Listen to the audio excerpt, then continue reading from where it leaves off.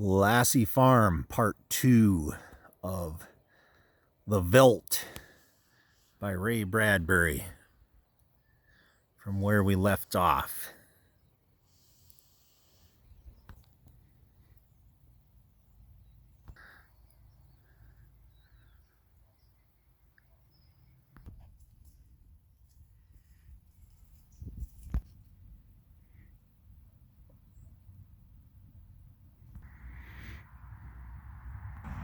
He unlocked the door and opened it. Just before he stepped inside, he heard a faraway scream, and then another roar from the lions, which subsided quickly. He stepped into Africa. How many times in the last year had he opened this door and found Wonderland, Alice, the Mock Turtle, or Aladdin and his magic lamp, Jack Pumpkinhead of Oz, or Dr. Dolittle, the cow jumping over a very real-appearing moon, all the delightful contraptions of a make-believe world. How often had he seen Pegasus flying in the sky ceiling, or seen fountains of red fireworks, or heard angel voices singing, but now this yellow, hot Africa, this bake oven with murder in the heat. Perhaps Lydia was right. Perhaps they needed a little vacation from the fantasy which was growing a bit too real for 10-year-old children. It was all right to exercise one's mind with gymnastic fantasies, but when the lively child mind settled on one pattern, it seemed that at a distance for the past month he had heard lions roaring and smelled their strong odor seeping as far away as his study door. But being busy, he had paid it no attention. George Hadley stood on the African grassland alone. The lions looked up from their feeding, watching him. The only flaw to the illusion was the open door through which he could see his wife far down the hall, like a framed picture, eating her dinner abstractedly. "Go away," he said to the lions. They did not go. He knew the principle of the room exactly. You sent out your thoughts. Whatever you thought would appear. "Let's have Aladdin and his lamp," he snapped. The Veldt remained. The lions remained. "Come on, room, I demand Aladdin," he said.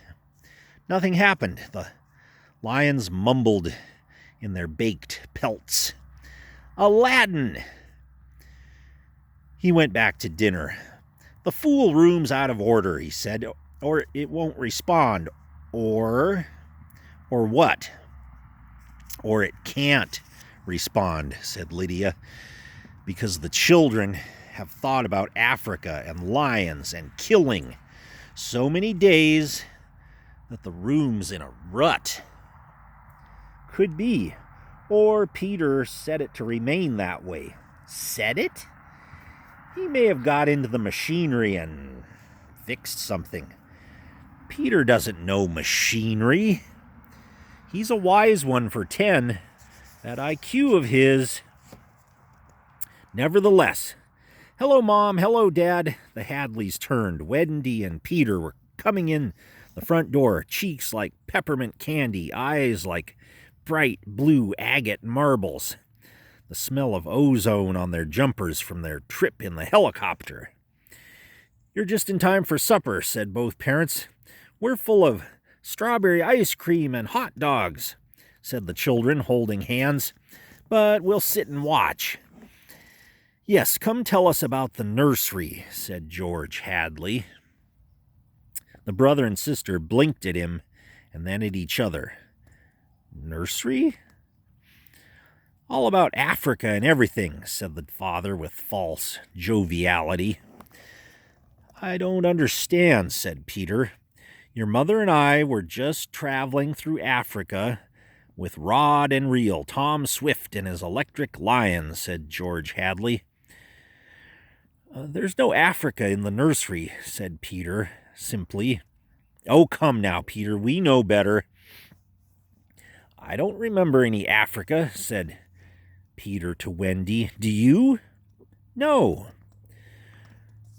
Run see and come tell, she obeyed. Wendy, come back here, said George Hadley, but she was gone. The house lights followed her like a flock of fireflies. Too late. He realized he had forgotten to lock the nursery door after his last inspection. Wendy'll look and come tell us, said Peter. She doesn't have to tell me. I've seen it. I'm sure you're mistaken, Father. I'm not, Peter. Come along now. But Wendy was back. It's not Africa, she said breathlessly.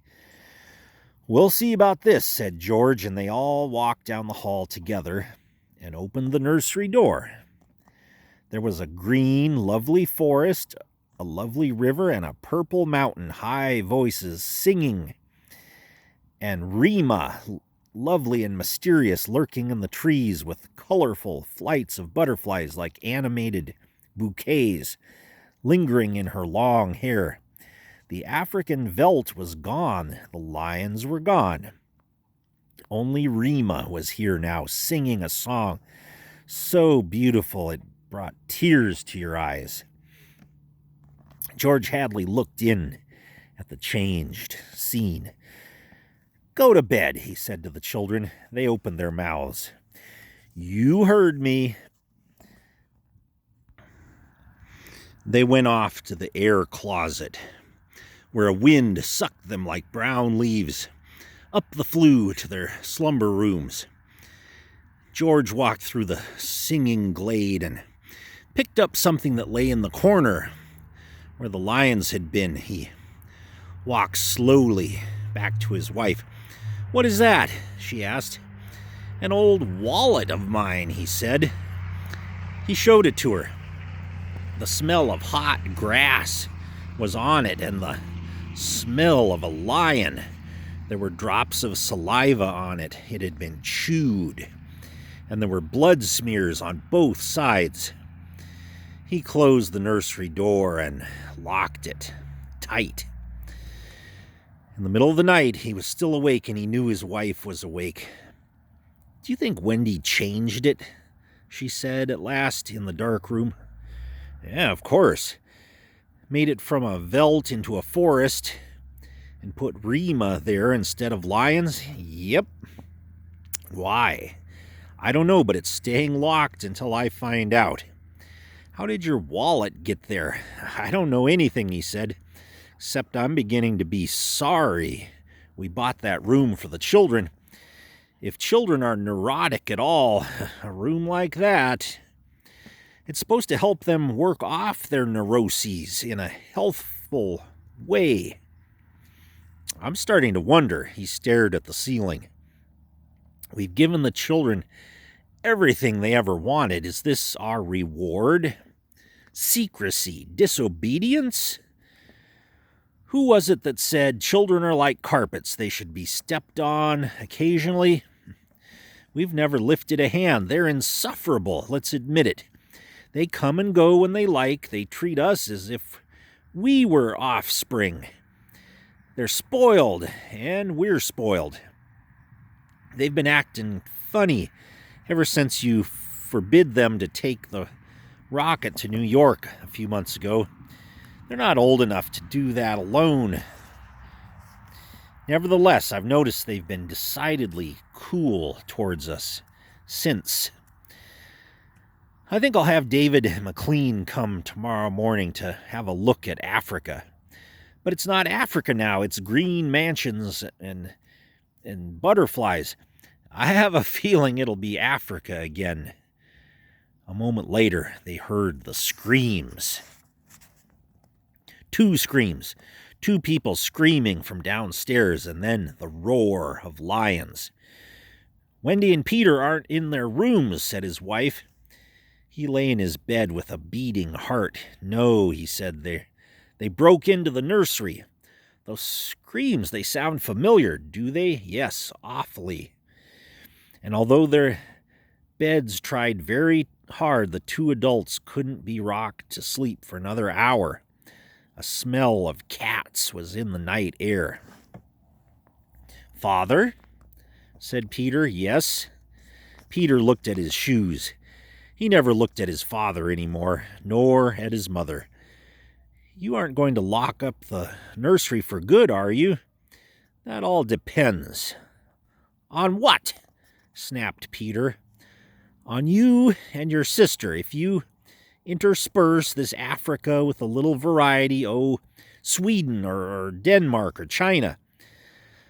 I thought we were free to play as we wished. You are within reasonable bounds." "What's wrong with Africa, Father?" "Oh, so now you admit that you've been conjuring up Africa, do you?" "I wouldn't want the nursery locked up," said Peter coldly. "Ever. Matter of fact, we're thinking of turning the whole house off for about a month. Live sort of a carefree, one-for-all existence." "Well, that sounds dreadful.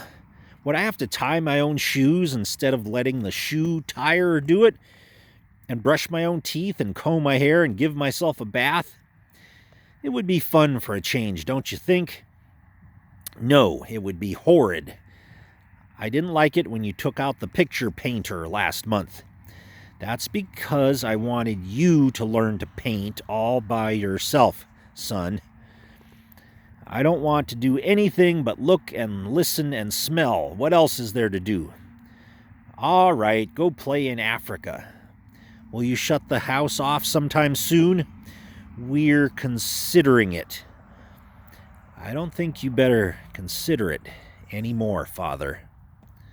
"I won't have any threats from my son." "Very well." And Peter strolled off to the nursery. "Am I on time?" said David McLean. "Breakfast?" asked George. "Thanks, had some. What's the trouble?" "David, you're a psychologist." "Well, I should hope so." "Well, then have a look at our nursery. You saw it a year ago when you dropped by. Did you notice anything peculiar about it then?" "Can't say I did. The usual violences, a tendency toward a slight paranoia here or there. Usual in children because they feel persecuted by parents constantly, but really nothing." They walked down the hall. "I locked the nursery up," explained the father, "and the children broke back into it during the night. I let them stay so they could form the patterns for you to see." There was a terrible screaming from the nursery. "There it is," said George Hadley. "See what you make of it." They walked in on the children without knocking. The screams had faded. The lions were feeding. "Run outside a moment, children," said George. "No, don't change the mental combination. Just leave the walls as they are." With the children gone, the two men stood, studying the lions clustered at a distance, eating with great relish whatever it was they had caught. "I wish I knew what it was," said George. "Sometimes I can almost see. Do you think if I brought high-powered binoculars here and—" David McLean laughed dryly. "Hardly." He turned to study all four walls. "How long has this been going on?" "A little over a month." "It certainly doesn't feel good." "Well, I want facts, not feelings. My dear George, a psychologist never saw a fact in his life. He only hears about feelings, vague things. This doesn't feel good. I tell you, trust my hunches and my instincts. I have a nose for something bad. This is very bad. My advice to you is to have the whole damn room torn down and your children brought to me every day during the next year for treatment." "It's that bad?" "I'm afraid so. One of the original uses of these nurseries was so that we could study the patterns left on the walls by the child's mind, study at our leisure, and help the child. In this case, however, the room has become a channel toward destructive thoughts instead of a release from them. Didn't you sense this before? I sensed only that you had spoiled your children more than most. But now you're letting them down in some way. What way? I wouldn't let them go to New York. What else? I've taken a few machines from the house and threatened them a month ago with closing up the nursery unless they did their homework. I did close it for a few days to show I meant business. Aha! Does that mean anything? Everything. Where before they had a Santa Claus, now they have a Scrooge. Children prefer Santa. You've let this room and this house replace you and your wife in your children's affections. This room is their mother and father, far more important in their lives than their real parents. And now you come along and want to shut it off. No wonder there's hatred there. You can feel it coming out of the sky. Feel that sun. George, you'll have to change your life. Like too many others, you've built it around creature comforts. Why, you'd starve tomorrow if something went wrong in your kitchen. You wouldn't know how to cook an egg. Nevertheless, turn everything off. Start new. It'll take time, but we'll make good children out of bad in a year. Wait and see. But won't the shock be too much for the children? Shutting the room up abruptly? For good? I don't want them going any deeper into this, that's all. The lions were finished with their red feast. The lions were standing on the edge of the clearing watching the two men. Now I'm feeling persecuted, said McLean. Let's get out of here. I never cared for these damned rooms. Makes me nervous. The lions look real, don't they? Said George. I don't suppose there's any way... What? That they could become real? Not that I know of. Some flaw in the machinery, a tampering or something? No. They went to the door. I don't imagine the room will like being turned off, said the father. Nothing ever likes to die, even a room. I wonder if it hates me for wanting to switch it off. Paranoia is thick around here today, said David McLean. You can follow it like a spoor. Hello. He bent and picked up a bloody scarf. This yours? No. George's face was rigid. That belongs to Lydia. They went to the fuse box together and threw the switch that killed the nursery. The two children were in hysterics. They screamed and pranced and threw things. They yelled and sobbed and swore and jumped at the furniture. You can't do that to the nursery. You can't. Now, children. The children flung themselves onto the couch, weeping. George, said Lydia, turn on the nursery just for a few moments. You can't be so abrupt. No, you can't be so cruel. Lydia, it's off. It stays off. And the whole damn house dies as of here and now. The more I see the mess we've put ourselves in, the more it sickens me. We've been contemplating our mechanical, electronic navels for too long. My God, how we need a breath of honest air. And he marched about the house, turning off the voice clocks, the stoves, the heaters, the shoe shiners, the shoelacers, the body scrubbers and swabbers and massagers, and every other machine he could put his hand to. The house was full of dead machines, it seemed. It felt like a mechanical cemetery. So silent, none of the humming, hidden energy of machines waiting to function at the tap of a button. Don't let them do it, wailed Peter at the ceiling as if he was talking to the house, the nursery. Don't let Father kill everything. He turned to his father. Oh, I hate you. Insults won't get you anywhere. I wish you were dead. We were for a long while. Now we're going to really start living. Instead of being handled and massaged, we're going to live. Wendy was still crying, and Peter joined her again. "Just a moment, just one moment, just another moment of nursery," they wailed.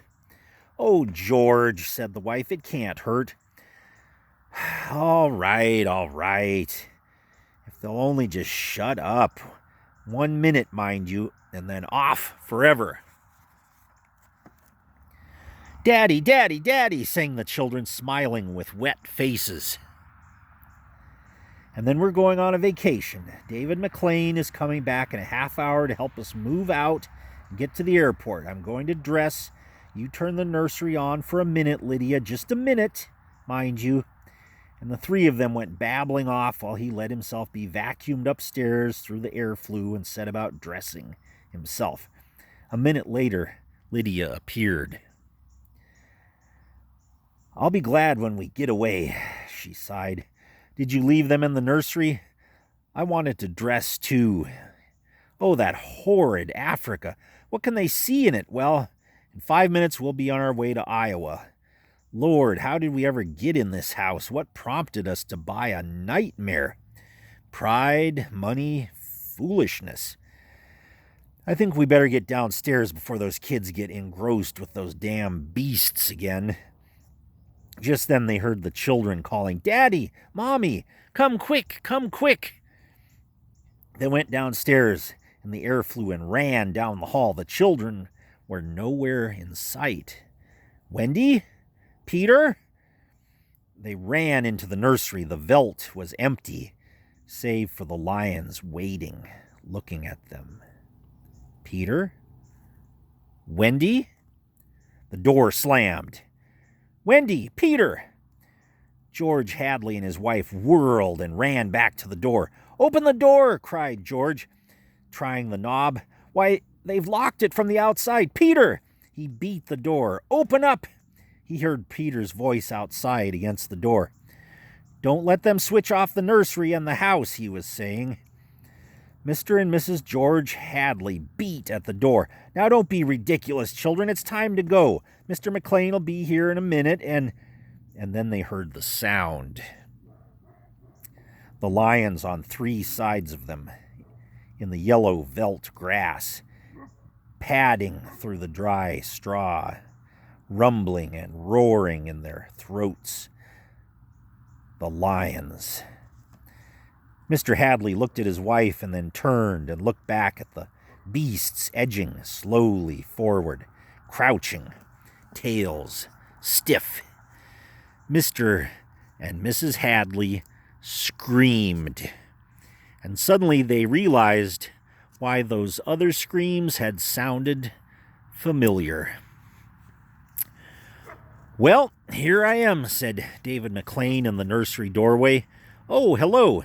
He stared at the 2 children seated in the center of the open glade, eating a little picnic lunch. Beyond them was the water hole and the yellow Veldt. Above was the hot sun. He began to perspire. "Where are your mother and father?" The children looked up and smiled. "Oh, they'll be here directly." "Good, we must get going." At a distance, Mr. McLean saw the lions fighting and clawing and then quieting down to feed in silence under the shady trees. He squinted at the lions and with his hand up to his eyes. Now the lions were done feeding. They moved to the water hole for a drink. A shadow flickered over Mr. McLean's hot face. Many shadows flickered. The vultures were dropping down from the blazing sky. "A cup of tea?" asked Wendy in the silence. The illustrated man shifted in his sleep. He turned, and each time he turned, another picture came to view, coloring his back, his arm, his wrist. He flung a hand over the dry night grass. The fingers uncurled, and there upon his palm another illustration stirred to life. He twisted, and on his chest was an empty space of stars and blackness, deep, deep, and something moving among those stars, something falling in the blackness, falling while I watched.